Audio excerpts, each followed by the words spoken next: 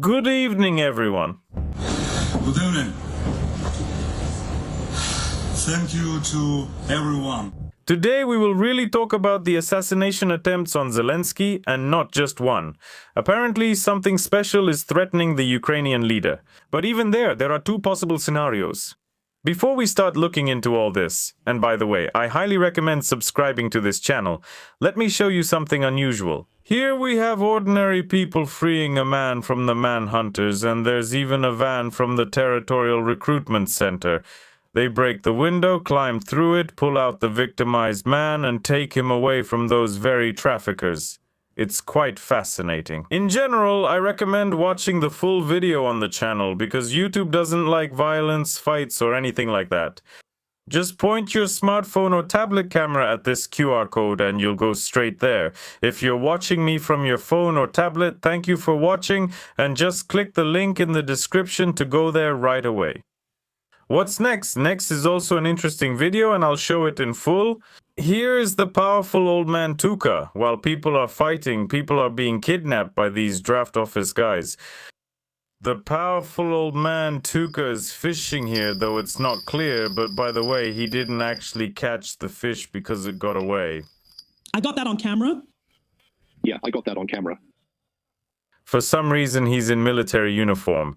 And look, he's not sitting on a little stool, he's not suffering from rheumatism or anything like that. He's by the water and looks quite happy. Although earlier he claimed that being a strong military man, this Tuka... Usually, he does the Tuka and Victory act for us. The one who in 22 immediately rushed to the front and went everywhere with some guys, fought everywhere, and wandered around in basements. According to him, I posted that video earlier. And then, as he said, 2 weeks later his joints started hurting and he went home. But performing in studios and showing his determination, resilience, and everything else, including strength in studios. And here he is fishing. And again, there are no problems with his joints. He's holding the fishing rod in the air, standing on one leg. Well, that's how it all is. And others at this time? What about the others? Again, at this time they're dying, fighting, defending the likes of Tuki and other barbershop warriors. But let's get back to our business, so to speak, our daily matters, and finally discuss what's going on with Zelensky. So, in one of his episodes, he posts a selfie video every evening. That is, a video with himself, where he talks about his own achievements, the country's achievements, and achievements abroad back in 1991. How he attacked Sakhalin there, and so on and so on and so on.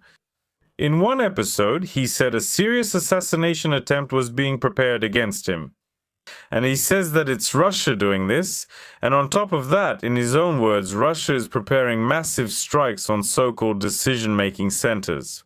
So far, there was only one strike, and even that was probably accidental on some ministry or other. No one was hurt, only the building was damaged. And as a result, all the ministers came to take a look, including the foreign minister wearing a protective personal helmet. By the way, almost everyone else was without those helmets, without any head protection. In short, no one. No bombs are being dropped on Concha Zaspa or on Bankova Street, nothing like that. Here Zelensky says that everything will change. That is, Bankova Street, the government quarter, absolutely everything is under threat. And he states, again reading between the lines, that he's being personally hunted, that they want to eliminate him physically. Overall, there is one main scenario here, probably the one I considered from the beginning. This is our plan A. And now we'll break it down. So, what's up with plan A? Let's go back a little bit. In 2022, the then Prime Minister of Israel, Naftali Bennett, came to Moscow, and Putin promised him that no one would eliminate Zelensky. And judging by the events that followed, again, that's exactly what happened. Later, Zelensky himself talked about how he was hunted there multiple times, and I also made a video about this. In fact, about 6 months ago, not that long ago. He told American journalists that in the first days of the conflict, Russian special forces almost stormed his bunker. This was when Tatarov and his associates were, by his own account, attacking Chechens on Kyiv's streets. Then in March 2024 in Odessa, a missile either hit or landed near his motorcade, or maybe it hit the motorcade, or maybe they were just watching footage from the missile. Well, in general, something like that happened. He was meeting with the Prime Minister of Greece then. In 2025, the Security Service of Ukraine reported that together with the Poles, they prevented an assassination attempt on Zelensky in Rzeszów, Poland, where some military man was allegedly recruited by Russian intelligence services, and this military man was somehow preparing some kind of assassination attempt. Well, it all looks strange too. But the most interesting thing is that all these plans are most likely shattered by one simple fact. The thing is, in August of 2025, Zelensky together with Ersky came to the Sumy region. There was another so-called victory there, and there are rumors, this is not confirmed, but such active rumors were circulating that Russian intelligence knew the exact coordinates of Zelensky's motorcade down to the meter. The military reported to Putin at that time that the target was in their sights and that they could, well, do the thing we're both thinking of. And Putin, as far as one can tell, on the eve of negotiations that seemed to threaten both sides, said, no, we won't do it just like that. And they cancelled it, so again, there are some made-up stuff here, and that's the fact. How you evaluate it is up to you. By the way, write in the comments, don't forget, how do you feel about all these rumors and news about the assassination attempt on Zelensky? Then, now Zelensky is claiming that he's being pursued, that right now the Security Service of Ukraine... Oh, not the Security Service of Ukraine, the main intelligence directorate there, together with the Federal Security Service and all the other Russian agencies, some secret ones, will catch him and either kill him or capture him and force him to surrender. But at what time is Zelensky making these statements? At a very difficult time for himself and for the country. This is the time when his closest advisor, friend, comrade, and brother Yermak came under suspicion by the anti-corruption agencies, let's put it that way. They were founded by the United States, and it seems that Ukrainians answer only to the United States, that is, they report to them. No one in Ukraine has any influence over them. They tried to say that one leader was not like that, and another tried to do something, but nothing came of it. In general, there are real powers behind them, and then suddenly what? They arrest Yermak, announce charges against him for money laundering in construction, and the amounts involved are actually tiny compared to the usual cases. It's something like $10 million total for everyone involved. I mean, for these people, that's just pocket change, something they could forget in a store or on a tram if they ever rode trams. But the main thing is they found something to latch onto in order to, once again, put Yermak on trial. And at this time, so that suspicion wouldn't fall on Zelensky or on his wife, by the way, either. The National Anti-Corruption Bureau of Ukraine and the Security Service each said they do not suspect her. Although her voice can be heard on those very Mindich tapes, which I think by now only the lazy haven't listened to or read the transcripts of. And Zelensky perhaps announces all these hunts for him, all these cases, precisely in order to distract attention from all these cases. Although, to be honest, it's hard to say how this distraction will actually happen. But specifically to divert attention and fire away from Yermak onto himself, that could very well be the case.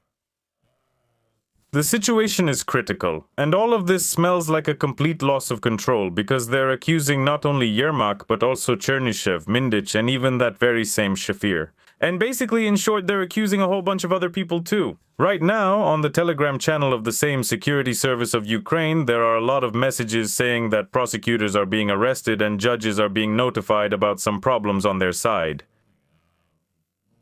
on being listed as a suspect in different cases. And things are getting dangerous for everyone. That's why there's a possibility that a really powerful news event is needed, one that will completely overshadow the corruption agenda, shift the public's focus, and once again turn Zelensky into the object of admiration in that same boreal garden of paradise that is Europe, and that includes us and everyone else. Well, to be honest, I don't remember us, dear viewers, ever admiring this figure, but nevertheless, apparently that's the hope. For example, there's another case when something similar happened. Sorry for the tautology. In September of 22, I believe, there was another scandal. Again, the Wagner Gate scandal was raging, and the president's office under Yermak was accused of leaking secret information from the Ukrainian intelligence services. And suddenly, at the very peak of the accusations, there is an assassination attempt on the president's first assistant. An unknown person in the forest suddenly opens fire on his armored car.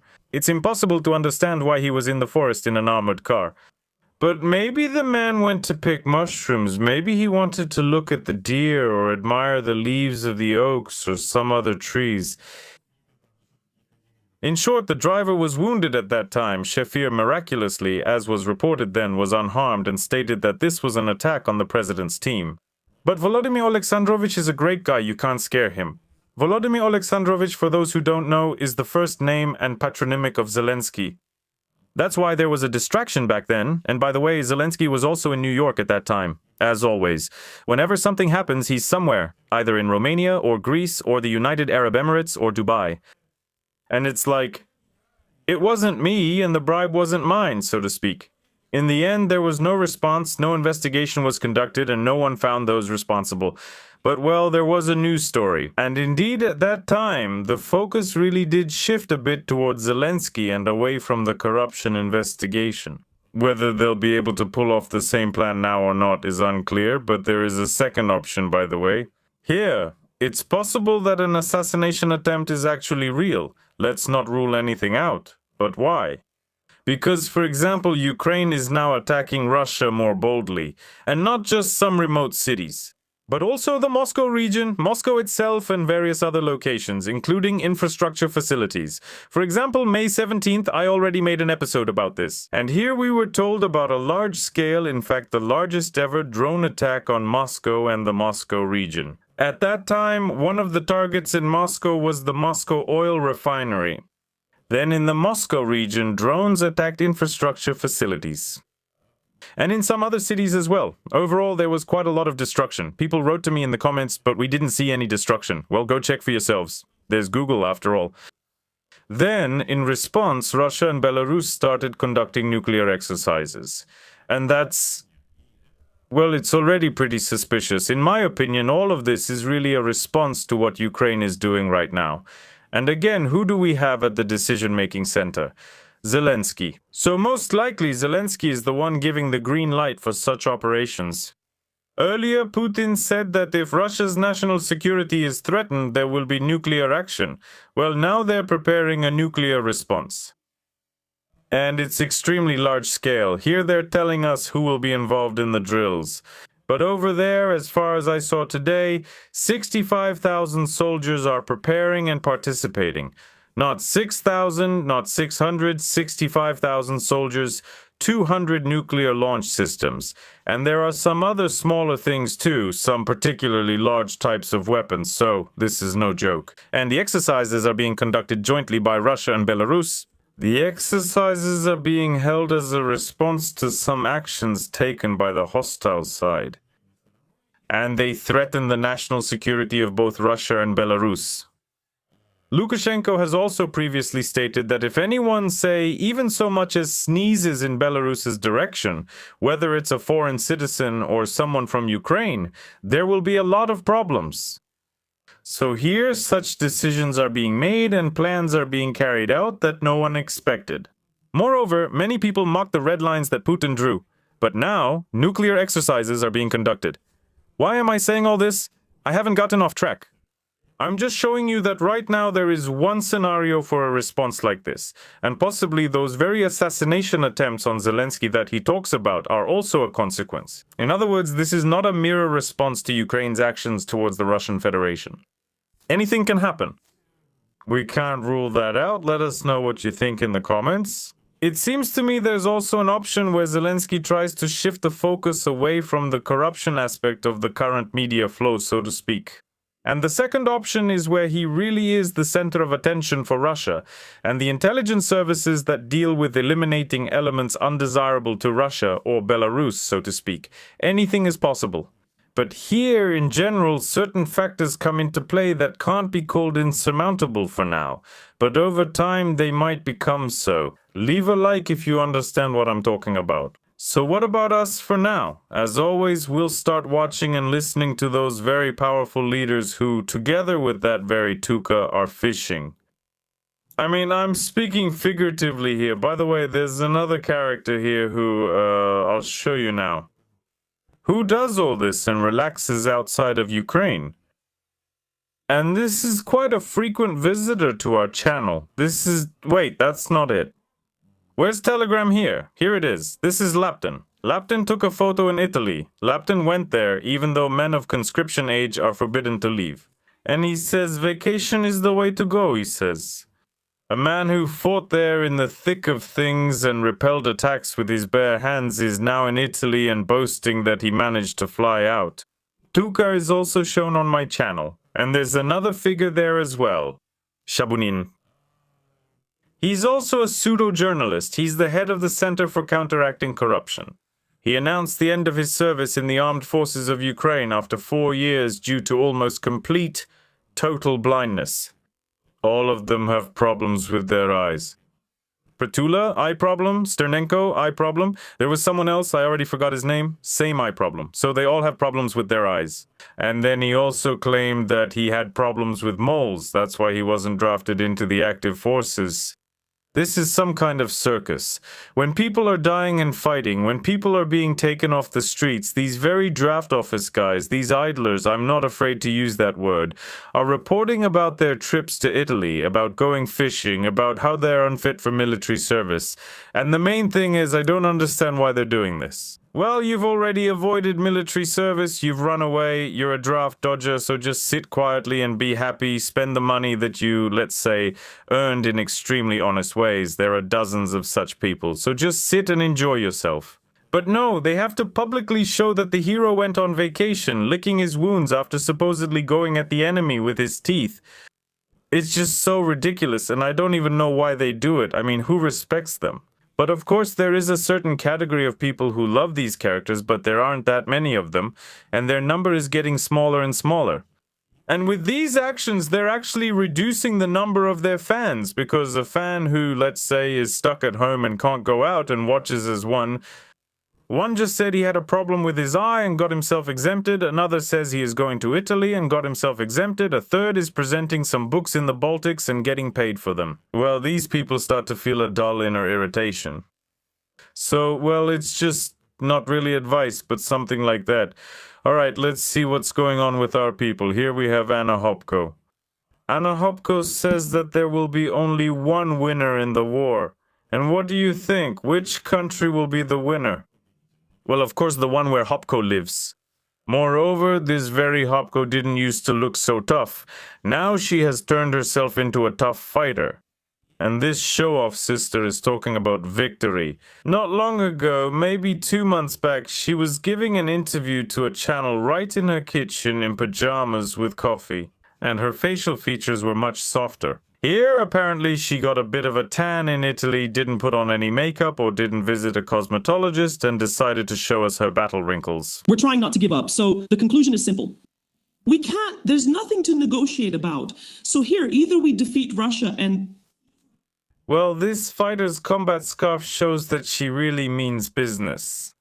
And so, as not to be destroyed by this ionizing radiation of combat patriotism, it's better to wear power goggles. I don't want to consider it here. Our task is to calculate. By the way, about the power goggles, I have a little bit of merch right now, and soon there will be more. It's available on this channel, and it was in the previous moments. There are mugs, t-shirts, welcome. There are also ones with glasses. There aren't any glasses yet, but more is on the way. But most importantly, inside the country we have a militarized society, a strong, reliable home front for Ukraine, which must be fully prepared to defend the state. Honestly, I'm confused. The home front, serving the state, some kind of verbal fluctuations that seem to exist just to support the state TV marathon. They're already making things up. There's something here. I once saw a political slogan generator, and it has several rows with different words, columns, let's say 5 columns and 10 rows. And you can generate these powerful ideas by combining elements from the rows and columns. It actually turns out to be quite entertaining. I think they're using something like that. Maybe they have some kind of idea generator on their phone. You just tap it, generate a powerful speech, and it creates a speech for you to deliver on TV for 5 minutes, telling everyone that help is on the way and victory is near. I suggest if you don't pity yourself and believe in your potential, then, as they say, learn to handle an assault rifle. So, and she talks about it like that. Again, the show-off sister with the scarf. It's still unclear. Does she pity herself or not?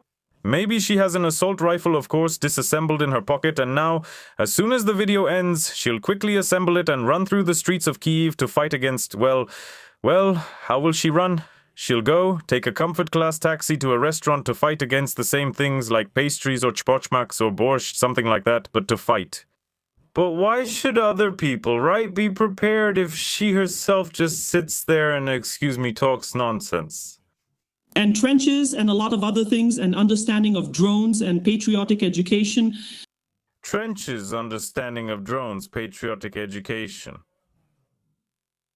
That's intense. Everything that could be gathered in one speech from all these powerful statements, she collected it all. It's like she dragged a trawl along the ocean floor, gathering the tastiest creatures from the bottom of the ocean.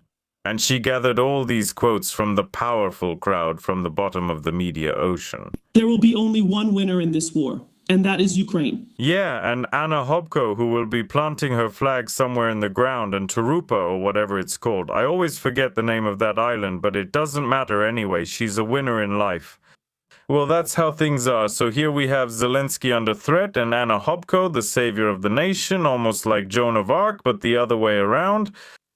Subscribe to the channel. Don't forget, it's extremely interesting here, always, every day, sometimes twice a day, sometimes once. But anyway, subscribe. Goodbye, everyone. So basically, everything is heading towards the internet becoming an elite privilege for the Russian army and officials so that it is inaccessible to the average Russian citizen. Discontent is growing among the troops. Putin is frankly afraid because he is not sure that his security services, the same FSB, will be able to protect him during possible new uprisings. After all, the front is weakening and Russians have almost no advantage, not even a tactical one.